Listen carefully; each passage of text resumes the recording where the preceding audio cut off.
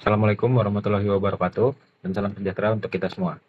Kami dari kelompok C hari ini akan mempresentasikan hasil analisis studi kasus 1, yaitu aproksimasi fungsi eksponensial pada model pendinginan kopi panas menggunakan polinom Taylor.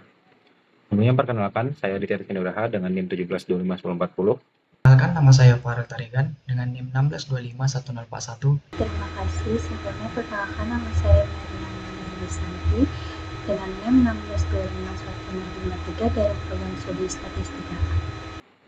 Oke, sekarang kita masuk ke masalah utamanya. Objeknya di sini adalah secangkir kopi panas di ruang terbuka dengan suhu ruangan konstan 28 derajat Celcius. Secara teori, penurunan suhu ini mengikuti hukum pendinginan Newton, di mana rumusnya ada di kiri layar, yaitu T dalam kurung T sama dengan TR ditambah dalam kurung T0 dikurang TR dikali dengan eksponen dikurang pangkat negatif KT. Di sebelah kanannya ada tabel data suhu kopi selama 30 menit. Bisa dilihat suhu awal di menit ke-0 adalah 85 derajat Celcius. Lalu penurunannya makin melambat sampai di 50,1 derajat Celcius di menit ke-30. Perlambatan inilah yang jadi ciri khas kurva eksponensial. Sekarang kita beralih ke bagian poin A, yaitu bagaimana tim kami mengonstruksi model fungsi eksak agar pas dengan data real yang ada di dalam tabel tadi. Langkah pertamanya kita harus mengunci konstanta awal. Dari data pengamatan, pas T sama dengan 0, 0 atau menit awal. Suhu kopi itu kan 85 derajat Celcius, jadi kita dapat T0 sama dengan 85. Nah, tantangan berikutnya adalah mencari nilai K, yaitu konstanta karakteristik pendinginan yang mewakili seberapa cepat kopi melepaskan panasnya ke ruangan. Di sini kami mengambil sampel data di tengah titik, yaitu pada menit 15, pas suhu kopi tercatat sebesar 62,3 derajat Celcius. Kita tinggal substitusikan koordinatnya. Ini ke rumus umum hukum pendinginan Newton. Jadi persamaannya kita masukkan, kita sederhanakan ruasnya sampai dapat 34,3 sama dengan 57 E dipangkatkan dengan min 15K. Biar dapat nilai K yang ada di pangkat eksponen bisa turun dan diisolasi. Kedua ruas wajib kita operasikan dengan logaritma natural atau ln. Dari perhitungan aljabar tersebut didapatkan nilai K sama dengan 0,03 per menit. Jadi model matematika Excel final untuk simulasi pendinginan kopi kelompok C adalah T sama dengan 28 ditambah 57 E dipangkatkan dengan min 0,033386 T. Pada bagian sebelumnya kita berhasil mendapatkan model fungsi eksak dari proses perhitungan. Pada poin B ini kita akan menggunakan model tersebut untuk memprediksi suhu kopi pada waktu-waktu tertentu yang diminta pada soal. Prosesnya dilakukan dengan mensubstitusikan nilai waktu T secara langsung ke dalam fungsi eksak yang telah diperoleh.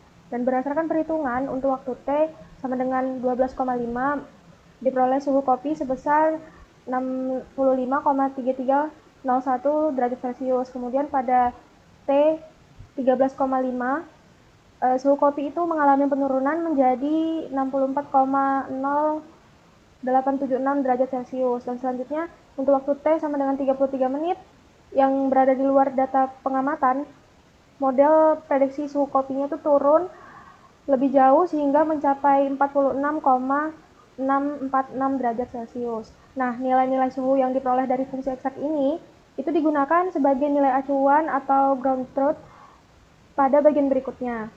Nilai tersebut akan dibandingkan dengan hasil pendekatan menggunakan polinom Taylor untuk melihat seberapa baik tingkat akurasi pendekatan yang diperoleh. Oke, terima kasih Fani. Langkah selanjutnya adalah memasukkan nilai turunan berlevel tadi ke struktur rumus umum dari Taylor, di mana setiap suku bakal dibagikan dengan nilai faktorial ordernya, lalu dikalikan dengan variabel selisih pangkat yaitu T kurang 13 pangkat N. Berdasarkan kalkulasi tersebut, terbentuklah 3 variasi orde polinom Taylor, ada orde 2, orde 3, dan orde 4. Seperti yang tertulis di layar, untuk orde 2 kita dapat bentuk kuadratik yaitu P2T sama dengan 647.036 dikurang 1,2428 T kurang 13 ditambah 0,2108 T sama T kurang 13 pangkat 2. Sebagai catatan angka 0,02105 ini didapatkan angka ini didapatkan dari nilai turunan kedua yang sudah dibagi dengan 2 faktorial atau 2. Seterusnya, untuk order 3-nya, kita tinggal menambahkan komponen kubik di belakang sebagai koreksi kelangkungan tingkat lanjut. Dan pada order 4, struktur jadi semakin panjang karena menyertakan suku pangkat 4 dengan koefisien pembagi sebesar 24 atau 4 faktorial. Secara teori, semakin tinggi order yang kita gunakan, grafiknya harus semakin merapat dan menyerupai fungsi eksponensial aslinya. Nah, di poin D dan E ini kami melakukan validasi untuk melihat performa dari ketiga order Taylor yang sudah kita rakit tadi. Pengujian dilakukan di wilayah lokal yang sangat dekat dengan titik pusat T0 sama dengan 13, yaitu pada T sama dengan 12,5 menit dengan selisih jarak delta T kurang dari 0,5 dan pada jarak delta T plus 0,5. Parameter yang kami pakai adalah galat absolut, yaitu nilai mutlak dari selisih nilai eksa dengan nilai hampiran Taylor. Mari kita cermati Taylor evaluasi bersama-sama di wilayah yang dekat dengan pusat bumi. Tingkat akurasi dari ketiga order Taylor benar-benar tinggi. Pangkat nilai galat absolut yang dihasilkan sangat tipis, cuma berkisar di angka 0,01 atau berkisaran dari 0,01 sampai 0,02. Fenomena menariknya, perubahan order dari order 2 ke order 4 di area ini tidak membawa dampak perubahan angka yang signifikan. Kenapa? Karena nilai selisih waktu delta T sama dengan 0,5 kalau dipangkatkan secara berlanjut jadi pangkat 3 dan pangkat 4 nilainya bakal mengecil gratis menunjukkan 0, sehingga kontribusi suku-suku tingkat tinggi di wilayah lokal jadi hampir tidak terlihat. Sebelumnya terima kasih ya Mei. Selanjutnya kita akan membahas poin F, di mana judulnya itu komparasi prediksi jangka panjang. Nah, di sini kami melakukan pengujian terhadap kemampuan polinom Taylor order 4 dalam melakukan prediksi jangka panjang, yaitu pada titik-titik yang berada jauh dari pusat pengembangan. Tujuan pengujian ini adalah untuk melihat sejauh mana sih tingkat akurasi pendekatan Taylor ketika digunakan di luar daerah lokalnya. Nah, pengujian yang kami lakukan pada dua waktu, yaitu menit ke-33 dan menit ke-60. Pada saat T sama dengan 33 menit, jarak terhadap pusat pengembangan adalah delta T-nya yaitu 20 menit, di mana hasil perhitungan menunjukkan bahwa suhu eksak kopi adalah sekitar dari 46,64 derajat Celcius. Sedangkan hasil pendekatan polinom Taylor sebesar 46,72 derajat Celcius. Dengan demikian, diperoleh galat absolut sebesar 0,0770 derajat Celcius yang menunjukkan bahwa pendekatan Taylor masih memberikan hasil yang cukup akurat. Namun, kondisi yang berbeda terlihat ketika dilakukan prediksi pada T sama dengan 60 menit. Pada titik ini, jarak terhadap pusat pengembangan meningkat menjadi delta T-nya yaitu 47 menit. Berdasarkan model eksaknya, suhu kopi seharusnya berada pada 35,47 derajat Celcius atau sudah mendekati suhu lingkungan. Akan tetapi, polinom Taylor order 4 menghasilkan nilai hampiran sebesar 38,35 derajat Celcius. Akibatnya, galat absolut meningkat secara signifikan hingga mencapai 2,8843 derajat Celcius.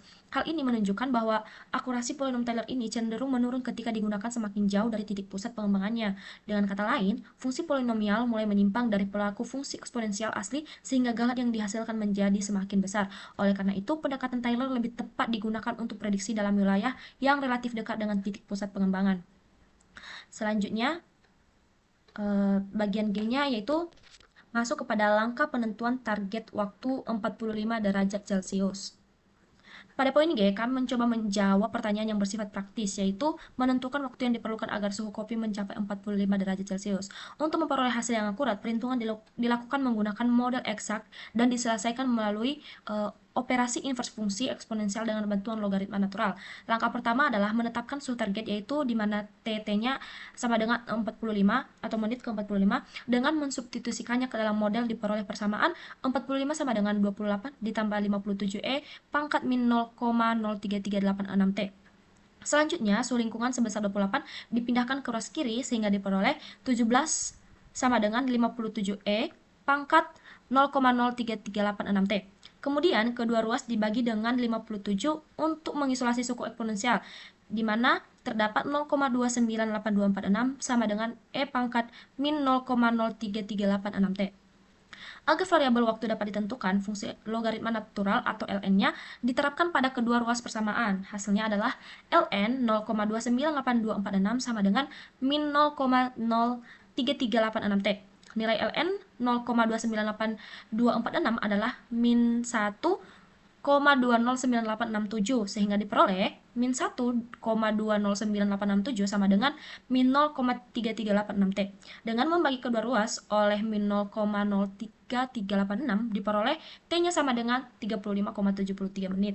Berdasarkan hasil tersebut, dapat kita simpulkan bahwa kopi membutuhkan waktu sekitar 35,73 menit untuk mendingin hingga mencapai suhu 45 derajat Celcius. Hasil ini memberikan informasi yang lebih praktis mengenai kapan kopi berada pada suhu yang nyaman untuk diminum. Baik, sekian akan dilanjutkan teman saya. Baik, sebagai intisari, ada 3 poin penting dari diskusi kami soal polinom Taylor. Yang pertama, soal tingkat orde. Di area yang dekat dengan pusat, menaikkan orde dari 2 ke 4 ternyata tidak banyak mengubah akurasi karena nilai pengalinya sangat kecil.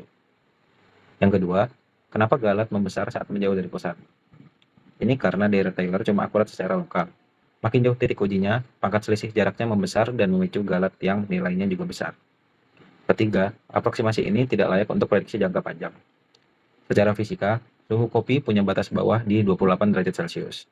Tapi, kurva Taylor secara matematis tidak punya batas itu, sehingga pada akhirnya akan menyimpang jauh dari realita.